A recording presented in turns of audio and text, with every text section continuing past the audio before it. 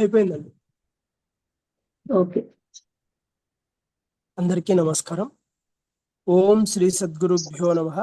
ఈరోజు 20వ తారీఖు గురువారము, మార్చి నెల 2025వ సంవత్సరము. ఈరోజు మన గ్రంథము మాస్టర్స్ అండ్ ద పాత్.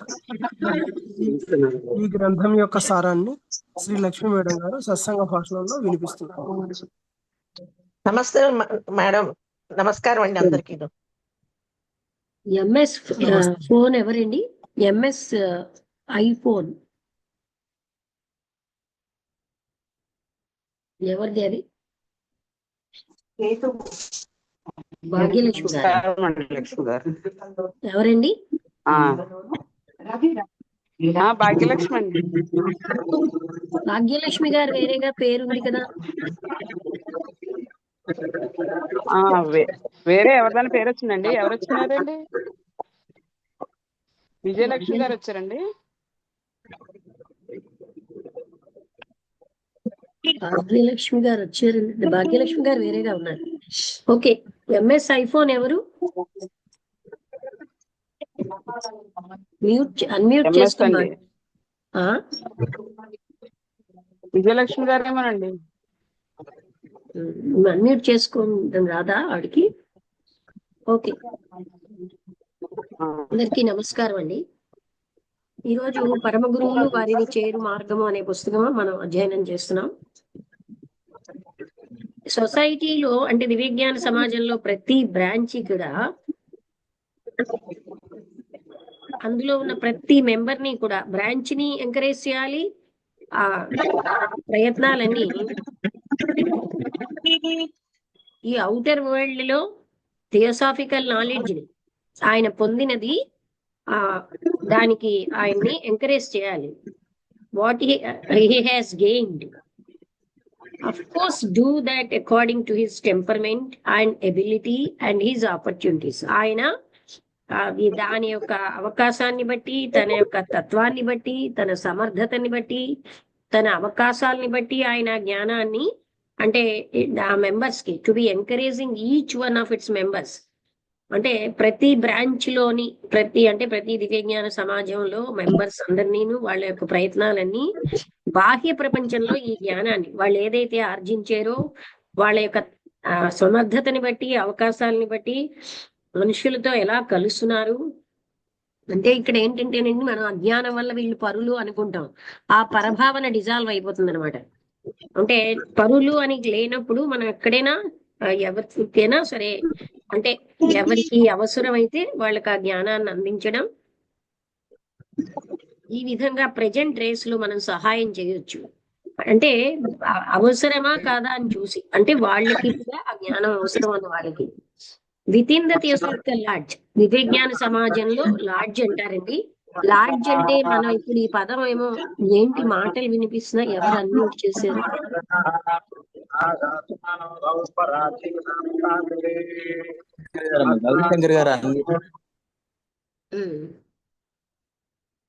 అంటే ప్రతి బ్రాంచ్ అంటే మనం దీన్ని దివ్యజ్ఞాన లాడ్జ్ అని అంటాం. లాడ్జ్ అంటే ఆశ్రమం అని. ఎన్నో రకాలైనటువంటి మనుషులు ఉంటారు. వాళ్ళందరూ కలిసి పనిచేస్తూ ఉంటారు, ఒకళ్ళకొకళ్ళు సహాయం చేసుకుంటారు. అందరూ ఒక తత్వంతో ఉండరు, రకరకాల తత్వాలతో ఉంటారు. వాళ్ళు ఒకళ్ళకొకళ్ళు అంటే ఒకేలా ఉంటేనే మనం అని అనలేదు. అందరూ భిన్నత్వం అన్నది సృష్టిలోనే ఉంది కదా.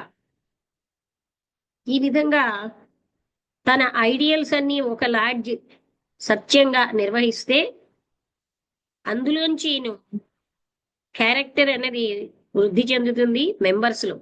అంటే ఇలాగా లాడ్జ్ ఎప్పుడైతే సత్యంగా నిర్వహించబడుతుందో మెంబర్స్ లో జ్ఞానం కూడా పెరుగుతూ ఉంటుంది. ఎన్నో సొసైటీస్ అన్ని కూడా స్థాపించబడ్డాయి ఒకే ఒక లక్ష్యంతో, ఒకే ఒక ఉద్దేశ్యంతో. దివ్యజ్ఞాన సమాజంలో అంటే థియోసాఫికల్ సొసైటీలో మన యొక్క పర్ఫెక్షన్ అనేది చాలా ఎక్కువగా ఒకరికి ఒకలాగా కాదు. The brotherhood of man will not be achieved by the triumph of any one ideal. ఏ ఆదర్శం వల్ల కూడా ఈ బ్రదర్హుడ్ అంటే ఏకత్వానుభూతి అన్నది మనం పొందలేం. బీట్ లవ్, ప్రేమ అవనండి, సత్యం అవనండి, ఏదో ఒక్కదానితో మనం పొందలేం అంటున్నాను. సౌందర్యం అవనండి, but by the twisting of all these strands into one mighty rope which will bind man for ever to the divine. అంటే వీటన్నింటితోటి ఆ మనిషిని డివైన్ తో కలిపేటటువంటి దాంతో మనం ఆ ఏకత్వం పొందగలం. As was said in the Hitopadesha అనే దాంట్లో ఎలా చెప్పారంటే, చాలా చిన్న చిన్న విషయాలే, small things wax exceeding mighty. అంటే మామూలుగా చాలా మంది ఏమనుకుంటారంటే పెద్ద పెద్ద విషయాలకే ప్రాముఖ్యం ఇవ్వాలని. కానీ గాంధీ గారు కూడా చెప్పేవారు, అతి చిన్న విషయాలలో మనం ఏమిటో తెలుస్తుందండి. అందుకని అతి చిన్న విషయాలు అవి చాలా పవర్ఫుల్ గా ఉంటాయి. అవి ఏంటంటే, being cunningly combined furious elephants are fastened. అంటే చూడండి, చిన్న చిన్న దారాలని గట్టిగా కలిపితే ఎంతో భయంకరమైనటువంటి ఆ ఏనుగుల్ని కూడా కట్టివచ్చు. అంటే చిన్న చిన్న వాటికి ఎంత ప్రాముఖ్యత ఉందో చూడండి. With a rope of grass blades twined, అంటే ఈ గడ్డితోటి, గడ్డి పోచలని ఒకదాంతో ఒకటి గట్టిగా కట్టి ఒక పెద్ద తాడు చేసి అంత బలమైనటువంటి ఏనుగుల్ని ఎలా కట్టుతున్నామో అలాగే అతి చిన్నవి చాలా పవర్ఫుల్ గా ఉంటాయి. అతి చిన్న పనులే. చాలా మందికి తెలియని విషయం ఏంటంటే, చిన్న చిన్న విషయాలకు ఎందుకండి ప్రాముఖ్యం ఇస్తారంటారు. చిన్న చిన్న విషయాలే అవి చాలా ప్రాముఖ్యత కలిగి ఉంటాయి. అదే మనం ఒక వ్యక్తి ఎటువంటి వాళ్ళు అని తెలుసుకోవాలంటే వాళ్ళ చిన్న చిన్న యాక్టివిటీస్ లోనే మనకు తెలిసిపోతుంది. అంతేగాని మహత్తరంగా అందరూ గుర్తించో లేదో బోల్ డబ్బులు పెట్టిన అలాంటి యాక్టివిటీస్ లో అందరూ బాగానే ఉంటారు. అతి స్వల్పమైన విషయాల్లో అవే ఎంతో శక్తివంతమైనవి అని చెప్తున్నారండి. దానికి ఎగ్జాంపుల్ ఏం చెప్పారు, గడ్డిపోచకేమీ పవర్ లేదు, కానీ అలాంటి గడ్డిపోచలు కలవడం వల్ల బలమైనటువంటి ఏనుగును కూడా బంధించగలుగుతున్నాం. అలాగే చిన్న చిన్న డ్రాప్స్ ఎన్నో కలిస్తే ఎంతో పెద్ద ట్యాంక్ వాటర్ అవుతుంది. ఆ డ్రాప్స్ అన్నిటినీ మనం పట్టించుకోకుండా ఉంటే అవన్నీ వేస్టే కదా. అందుకే అతి స్వల్ప విషయాల్ని అతి జాగ్రత్తగా మనం ఉండాల్సిన అవసరం ఉంది. అంటే ఫర్ ఎగ్జాంపుల్ ఒక మాట చెప్తాం, చెప్పేసేనులే, అది నిలబెట్టుకోక్కర్లే, అలా అంటే మన విలువ మనమే పాడు చేసుకుంటున్నాం. చిన్న చిన్న విషయాల్లో చిన్న పిల్లలతో ప్రామిస్ చేసేను ఏం పోయిందిలే, బాగా తెలిసిన వాళ్ళతో ప్రామిస్ చేసేవి ఏం పోయింది కాదు. అంతటా దైవత్వం చూసిన వాళ్ళు అన్నిటిలో ఆ ప్రాముఖ్యతను చూడగలరు. అప్పుడు ప్రతి చిన్న విషయాన్ని అతి జాగరూకతో, ఇప్పుడు ఏమీ లేదు, దైవానికి విగ్రహానికి పూజ చేసినప్పుడు అతి చిన్న విషయాలను అంత పట్టించుకున్నప్పుడు బతికున్న మనుషుల్లో ఉన్న దైవత్వంతో మనం ఎంత పట్టించుకోవాలండి. అలాంటి బ్రదర్హుడ్ స్పిరిట్ తో మనం పొందినటువంటి నిజమైన, అప్పుడు మనం సరి అయిన థియాసఫిస్ట్ అవుతాం. ఆయన ఇన్నర్ ఇంపల్స్ అంటే అంతర్గత ప్రేరణతో ఫెలోస్ అంటే తన వాళ్ళని పట్టుకుంటాడు, బాహ్యమైన వాటితో కాదు. అంటే బాహ్యంగా రండి రండి అని అలాగా ఏదో పెద్ద హంబక్ చేయక్కర్లే. అంతర్గతమైన ప్రేమ ఉన్నప్పుడు అందరూ కూడా ఆ వ్యక్తికి దగ్గరగానే వెళ్తారు. అందుకని మనలో అంతర్గతమైన విషయాలతోటే మనం ఫెలోమెన్ అంటే పక్క వాళ్ళందరినీ పట్టుకోవాలి, కానీ బాహ్యమైన విషయాలతో కాదు అని చెప్తున్నారు. అంటే బాహ్య కంపల్షన్స్ తో కాదు. సొసైటీలో మెంబర్షిప్ అనేది మాస్టర్స్ యొక్క ట్రైనింగ్ అనమాట. అది జయప్రదంగా ఉంటే మళ్ళీ ఆయన 6th రూట్ రేస్ లో పుట్టేటట్టుగా అవుతాడు. ఫిజికల్ ప్లేన్ లో 6th రూట్ రేస్ వచ్చినప్పుడు ఇప్పుడు జయప్రదమైన లైఫ్ లీడ్ చేస్తే అప్పుడు వాళ్ళు జన్మించే అవకాశం ఉంటుంది. ఇంకొక చాప్టర్ 12 అన్నమాట, చోహాన్స్ అండ్ ద రేస్. రేస్ అంటే మనం చూసాం, ఫస్ట్ రూట్ రే, సెకండ్ రూట్ రే, అవి.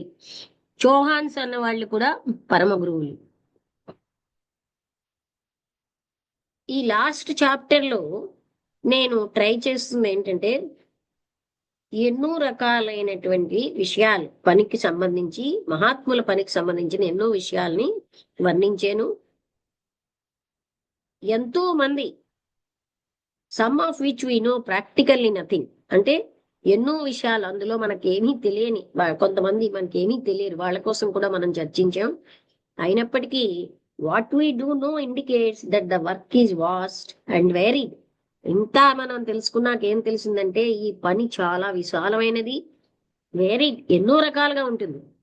ఇక్కడ మనం గ్రహించాల్సింది ఏంటంటే దివ్యజ్ఞాన సమాజంలో ఎక్కువగా ఏం చెప్తున్నారంటే అందరిని బాగా చూసి అందరితో కలిసి ఉంటూ వాళ్ళ ఉన్నతికి కూడా ప్రయత్నించడమే మన ముఖ్యమైన విషయం. నేనేదో అంటూ నా ఒక్క ఉన్నతే అనేది ఎక్కడా లేదండి.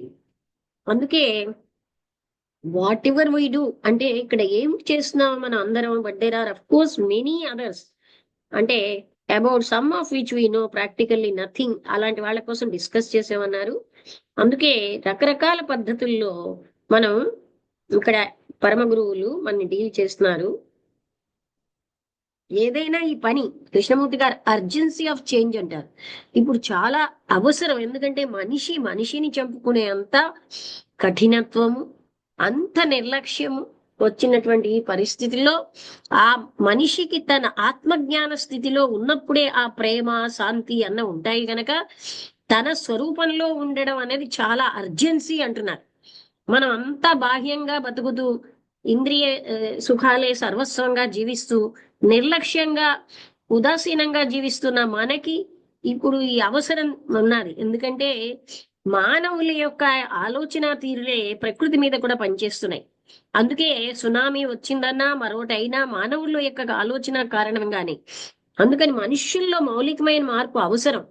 ఎటువంటి మార్పు అంటే ఆత్మజ్ఞానం అన్నది చివర్లో పొందేది కాదు, అది పొంది మన లైఫ్ ను మనం లీడ్ చేసినప్పుడు అందరిలో నిజమైన ప్రేమ, సమరసత, ఆనందం ఉంటాయి. సేవ అన్నది పరులు అన్న భావం డిజాల్వ్ అయినప్పుడు మాత్రమే మనిషిలో వికారాలన్నీ పోతాయి. పరులు అనగానే వాళ్ళ దగ్గర గొప్ప చూపెట్టుకోవాలని, నేనే ఎక్కువ అని చూపెట్టాలని, నాకు అన్ని ధనం ఎక్కువగా ఉంది, ఇది ఎక్కువగా ఉంది, అది ఎక్కువగా ఉందని చూపెట్టడానికి మనం ప్రయత్నిస్తున్నాం. పరులు అన్న వాళ్ళు లేరన్నప్పుడు అటువంటి వికారాలన్నీ పోతాయి. అందువల్ల ఇప్పుడు ఈ చేంజ్ చాలా పెద్ద విశాలమైన పని మన ఎదురుగుండా ఉందని చెప్తున్నారు.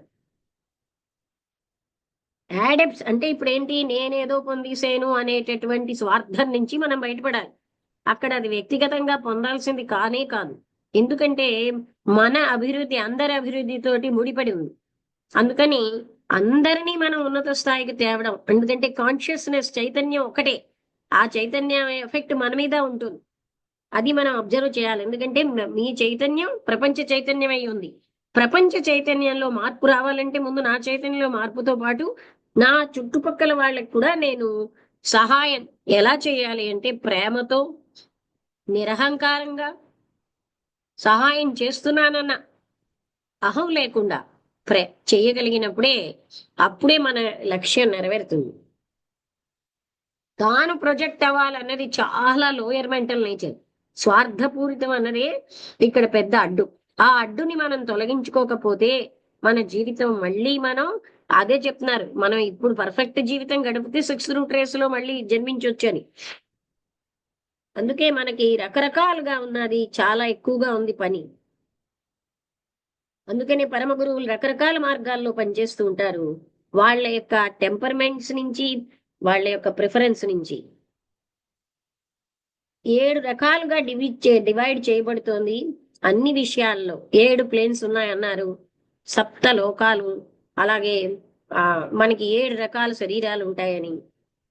I must explain more fully presently. ఇప్పుడు అది నేను మీకు బోధపరుస్తున్నాను. And this happens also in the great white brotherhood. ఈ వైట్ బ్రదర్హుడ్ అంటే మనం పరమ గురువుల యొక్క సోదర బృందం, హైరార్కీ అన్న అదే. వాళ్ళలో కూడా ఇలాగా జరుగుతోంది. ఈ డివిజన్స్ అన్నవి 7 డివిజన్స్ ఉంటున్నాయి. ఆల్ థింగ్స్ అన్నిటినీ, అందుకే 7 అన్న దానికి చాలా ఇంపార్టెంట్ నెంబర్ అన్నమాట. మనం కూడా సప్తర్షులు, 7 సముద్రాలు, అలాగే 7 లోకాలు, ఈ పరమ గురువుల యొక్క హైరార్కీలో 7 రేస్ అన్నవి క్లియర్ గా మనం చూడగలుగుతున్నాం. First one ruling ray is governed by the lord of the world. First ruling రేని ఈ జగత్ యొక్క ప్రభు దాన్ని గవర్న్ చేస్తున్నారు. ఆ second ray lord Buddha, and under these come represented respectively Manu and the Bodhisattva of the root race which is predominant in the world at any given time. అది ఏ టైంలోనైనా ప్రత్యేకంగా డామినెంట్ గా ఉంటుంది. అంటే మను తర్వాత రేస్ కి Manu, next Bodhisattva, parallel in rank. ఏం చేస్తున్నారు సుభద్ర గారా? సుభద్ర గారు, హలో. నేను క్లాస్ అయిపోయాక మాట్లాడినా సుభద్ర గారు? మార్నింగ్ క్లాస్ అవుతోంది, అంటే 9 తర్వాత మాట్లాడతాను, సరేనా? లేకపోతే మీరు 9 తర్వాత ఫోన్ చేసిన. ఎక్కడున్నారు? అమెరికావా, ఇండియావా? అమెరికా వెళ్ళిపోయారా? ఓకే, అయితే మాట్లాడదాం ఇవాళ. నీకు అప్పటికి నిద్ర వచ్చేస్తుందా ఏంటి? అలాగే ఉంటాను.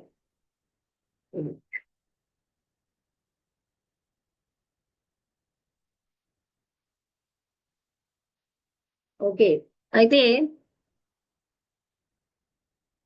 ఏంటండి టెక్స్ట్ వెళ్ళిపోయింది.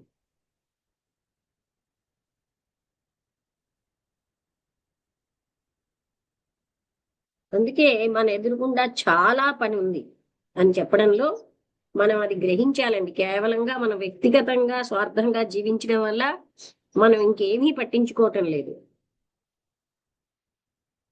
మహాత్ములు, పరమ గురువులు వాళ్ళు వాళ్ళ కోసం జీవించేవాళ్ళు కాదు. సో మనం కూడా ఆ బాటలో వెళ్ళాలంటే స్వార్థం వదలాలి. ఎందుకంటే జ్ఞానం వల్ల స్వార్థం వదులుతుంది కూడా. అందుకనే 7 అన్నది చాలా ముఖ్యం, 7 రేస్ అన్నది. అయితే ఫస్ట్ అండ్ సెకండ్ రేస్ లో అలా title Chohan is given to those adepts. Chohan అన్న టైటిల్ ఎవరికి ఇస్తారు? ఎవరైతే 6వ ఇనిషియేషన్ పొందారో వాళ్ళకేమో చౌహాన్ అని చెప్తారట. కానీ అదే word for the heads of race of, అంటే కొంతమంది హెడ్స్ కూడా 3 to 7 రేస్ లో హెడ్స్ ని కూడా ఆ పదం వాడతారు. వాళ్ళు చాలా నిశ్చితమైన గొప్ప ఆఫీసర్స్ పట్టు నిర్వహిస్తూ ఉంటారు. మనం ఇక్కడ అవగాహన చేసుకోవాల్సింది ఏంటంటే చౌహాన్ అన్న పదం లార్డ్, ప్రభువు అన్న meaning. That it is used both generally, ఇది సహజంగాను తర్వాత స్పెసిఫిక్ గాను కూడా వాడతారు. లార్డ్ ఈజ్ ఎంప్లాయిడ్, అంటే లార్డ్ అంటే ప్రభు అని ఇంగ్లాండ్ లో ఎలా వాడతారో ఆ రకంగా మనం ఒక వ్యక్తిని లార్డ్ అని ఆ టైటిల్ ని ఇస్తాం అనమాట. ఆయనకి ఆ టైటిల్ ఉంది కనుక అలా పిలుస్తాం. కానీ మనం మాట్లాడేటప్పుడున్న అర్థానికి అది చాలా డిఫరెంట్. ఉదాహరణగా lord chancellor for the lord lieutenant of the country అంటే అక్కడ మనం ఇక్కడేమో లార్డ్ లెఫ్టినెంట్ ఇలాగా అక్కడ వాడేదానికి ఇక్కడ వాళ్ళు వాడుతున్న చౌహానికి లార్డ్ అన్న దానికి చాలా తేడా ఉంది. ఈ టర్మ్ అన్నది ధ్యాన చౌహాన్ అన్న దానికి కూడా వాడతారు. అంటే సీక్రెట్ డాక్ట్రిన్ లో చెప్పబడింది, ఇంకా కొన్ని చోట్ల. అది దేనికి చెప్తున్నారంటే చాలా ఉన్నతమైన స్థితిలో అక్కల్ట్ హైరార్కీ ఆవలున్న వాళ్ళని ధ్యాన్ చౌహాన్, అంటే మన ప్లానెట్ కి ఆవల ఉన్న వాళ్ళందరినీ ధ్యాన్ చౌహాన్స్ అని మనం వాడుతూ ఉంటాం. Master Djwal Khul stable. ఇక్కడ అవసరం ఏంటంటే మనం ఏదైనా ఈ పార్ట్ని అవగాహన చేసుకోవాలంటే మాస్టర్స్ యొక్క వర్క్ ని to digress a little and say something of what is meant by the 7 rays. అంటే కొంచెం తగ్గించాల్సి వస్తుంది.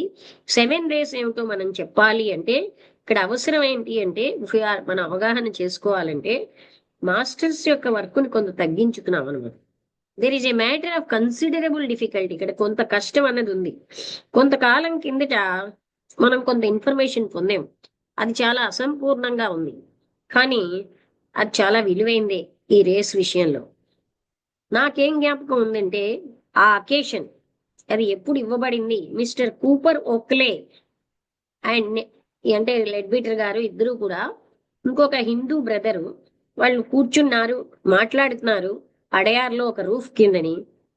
చాలా అంటే మొట్టమొదటి దివ్యజ్ఞాన సమాజం స్టార్టింగ్ లో అక్కడ ఒక్కటే హెడ్ క్వార్టర్ ఉండేది. హెడ్ క్వార్టర్ హౌస్ ఒక్కటే ఉండేది. అలాగే 29 ఏకర్స్ ఆఫ్ హాఫ్ జంగిల్, అదంతా అడవి, హాఫ్ అడవిగానే ఉండేది. దాని వెనకాతల అంటే ఈ హెడ్ క్వార్టర్స్ వెనకాతల 29 ఎకరాల అడవి. And there came to us suddenly, అప్పుడు మా దగ్గరికి మాస్టర్ వచ్చారనమాట, జాలకులు. ఆయన ఆ సమయంలో మాస్టర్ కుఠూమి గారికి చాలా ముఖ్య శిష్యుడు. మాకు ఆయన ఎంతో ఎక్కువ టీచింగ్ ఇచ్చారు. ఆ రోజుల్లో ఎంతో దయతో సహనంతో ఆయన కూర్చుని మాట్లాడుతున్నప్పుడు ఆ రోజు క్వశ్చన్ ఆఫ్ ద రేస్ యొక్క ప్రసక్తి వచ్చింది. మిస్టర్ కూపర్ ఓకలే ఆయన characteristic way said, oh please master will you tell us about the race. ఆయన తన పద్ధతిలో అడిగారు, మీరు మాకు కొంచెం రేస్ కోసం చెప్తారా అని. అప్పుడు ఆయన కళ్ళల్లో ఒక మెరుపు ఉందిట. Well, I cannot tell you all about them until you have reached a very high initiation. మీరు ఒక హై ఇనిషియేషన్ తీసుకునే వరకు నేను సంపూర్ణంగా దానికోసం చెప్పలేను. నేనేం చెప్తే అది మీరు తెలుసుకోగలరా? Which will be partial and inevitably misleading. అదేంటంటే పార్షియల్ గా ఉంటుంది, మిమ్మల్ని తప్పుదారులు పట్టిస్తుంది. అందుకని మీకు చెప్పబడే వరకు మీరు వెయిట్ చేయగలరా ఈ విషయాన్ని అన్నట్టు. Not unnaturally we thought that half a loaf was better than no bread. అంటే ఏ బ్రెడ్ లేని కంటే హాఫ్ లోఫ్ రైట్ అన్నట్టుగా మేము ఆలోచించలేదు. అందుకని we said we would take what we could get. మాకేమొస్తే అదే మేము పొందుతాం అన్నట్టు. We noted down the very interesting information. అంటే ఇక్కడ ఏం చెప్పారు? నాట్ అన్యాచురల్లీ అంటే అసహజంగా కాకుండా మేమేం ఆలోచించామంటే half of a loaf was better than no bread. ఏ బ్రెడ్ లేని కంటే కొంత బ్రెడ్ ముక్క ఉండడం మంచిది అని ఆలోచించాం. అందుకనే మేమేమనుకున్నామంటే మాకేం పొందితే అదే మాకు చాలు అన్నట్టు. అప్పుడు మేము నోట్ చేసుకున్నాం ఇంట్రెస్టింగ్ ఇన్ఫర్మేషన్ ఆయన ఇచ్చిందంతా. అందులో కొంత మాకు అవగాహన అవ్వలేదు. ఆయన ముందు చెప్పినట్టు ఆయన ఏమన్నారంటే, ఇంతకంటే నేను మీకు ఎక్కువ చెప్పలేను. నేను ఇప్పుడు కొన్ని రకాలైన ప్రతిజ్ఞలకు లోనై ఉన్నాను. మీ యొక్క ఇంట్యూషన్ అన్నది ఇంకా ఎక్కువగా వెళ్తే అప్పుడు నేను మీరు రైటా కాదా నేను చెప్తాను. ఆ టైటిల్ ఫ్రాగ్మెంటరీ ఇన్ఫర్మేషన్ అంటే పక్షపాతంగా అంటే పాక్షికంగా ఇచ్చిన ఆ ఇన్ఫర్మేషన్ అన్నది మాకు చాలా విలువైంది అన్నారు. ఈ ఫాలోయింగ్ డయాగ్రామ్ లో రేస్ కోసం చెప్తున్నారు. టేబుల్ ఉంది. What then give to us అంటే ఇక్కడ ఫస్ట్ రే ఫోహట్. ఇది మనకు అర్థం కాకపోయినా ఫోహట్ అనేది ఎనర్జీ అనమాట. సీక్రెట్ డాక్టరీన్ లో దానికి ఒక రకమైనటువంటి అంటే స్థూలమైన energy. Shekinah characteristic magic. Last religion Brahminical. Second ray wisdom Raja Yoga human mind Buddhism. Third ray Akasha astrology natural magnetic forces, అది Chaldean. Fourth ray birth of Horus Hatha Yoga physical development Egyptian. Fifth ray fire alchemy material substances Zoroastrian. Sixth ray incarnation of deity bhakti Christianity Kabbalah et cetera. Seventh ray ceremonial magic eternal worship అంటే భక్తి అనేది incarnation of deity భక్తి. ఇక్కడ మనకి ఏం చెప్తున్నారంటే ఒక్కొక్క రేకి ఒక్కొక్క characteristic ఉంటుందని. బ్రాహ్మినికల్ రిలీజన్ అన్నది పోహట్ అంటే అన్ని రేసు కూడా వాటి ఇంపార్టెన్స్ వాటికి ఉంటుంది అందుకనే ప్రతి రేకి ఒక రూలింగ్ మాస్టర్ ఉంటారు కదా. ఇది తక్కువ ఇది ఎక్కువ అనేం లేదు. Diagram 4 it was explain that అక్కడ ఏం చెప్పారంటే రిలీజన్ అన్నది ఆపోజిట్ ఈచ్ రే అంటే ప్రతి రేకి ఏ రిలీజన్స్ ఉంటాయి అనేవి చెప్పారు. Is not to be taken as necessarily a perfect exposition of it. అంటే దాన్ని తప్పనిసరిగా అదే అని తీసుకోవడానికి లేదు, కానీ but is simply that which now remains on earth as a relic of the last occasion on which that ray exercised dominant influence on the world. అంటే ఇప్పుడు ఉన్నటువంటి వాటిలో ఎక్కువ డామినెంట్ గా ఉన్న ప్రభావాన్ని చూపిస్తున్నటువంటి రేని చెప్తున్నారు తప్ప అదే అని డెఫినెట్ గా చెప్పుకో, పర్ఫెక్ట్ ఎక్స్పోజిషన్ కాదు ఇది అని. అంటే అలాగే కాదు, ఇప్పుడున్న పరిస్థితుల్లో ఉన్న దాన్ని బట్టి చెప్పేమన్నారు. Magic of the first ray and the characteristic of the seventh were not given. అంటే ఫస్ట్ రే యొక్క మ్యాజిక్ కానీ సెవెంత్ రే లక్షణాలు కానీ ఇవ్వలేదు. We may imagine the first to be, మనం ఏమని ఊహించవచ్చు అంటే క్రియాశక్తి, సెకండ్ ని cooperation with the deva kingdom. అయితే బర్త్ ఆఫ్ హారస్ అన్నది దాన్ని ఎక్స్ప్లెయిన్ చేయలేదు. అక్కడ ఫోర్త్ రే అనేది forces of action and interaction, male and female forces of nature. అంటే ఫోర్త్ రేకి మేల్ అండ్ ఫీమేల్ ఫోర్సెస్ అన్ని వచ్చాయి. Whenever phallicism occurs in the various religions, ఏదైనా రాంగులు అన్నవి ఏ రిలీజన్ లో అయినా, it is always due to the materialisation and misconception of some of the secrets connected with this ray. అంటే అది ఎందుకు జరుగుతోంది అంటే అక్కడ ఉన్నటువంటి తప్పుగా అవగాహన చేసుకోవడం, అక్కడ కొన్ని సీక్రెట్స్ ఆ రేకి సంబంధించిన వాటిని వాళ్ళు తప్పుగా అవగాహన చేసుకుని మెటీరియలైజ్ చేస్తున్నారు కనుక అలాంటి తప్పులు జరుగుతున్నాయి. The true development of the seventh ray would be communication with and instruction from the higher devas. అందుకని నిజమైన డెవలప్మెంట్ ఏంటంటే హయ్యర్ దేవాస్ తోటి కనెక్షన్ లోకి వస్తారు. After what I have said above it should be clear that, ఇక్కడ పైన చెప్పిన దాంట్లో మనకి ఏంటి క్లియర్ గా ఉందంటే ఇన్ఫర్మేషన్ అన్నది ఇంకా మనకి పూర్తిగా రాలేదు ఈ రేస్ విషయంలో. ఇక్కడ వచ్చినదంతా కూడా పాక్షికంగానే, ఏదో ముక్కలుగా. అందుకని it is not only not a full account of the subject, but it is not even a perfect outline. అందుకని ఫుల్ గా ఏమి చెప్పలేదు, అలా అని పర్ఫెక్ట్ అవుట్లైన్ కూడా లేదు. ఎందుకంటే మనకి ప్లెయిన్ గా చెప్పబడింది ఏంటంటే ఎన్నో హ్యూజ్ గ్యాప్స్ ఉన్నాయి,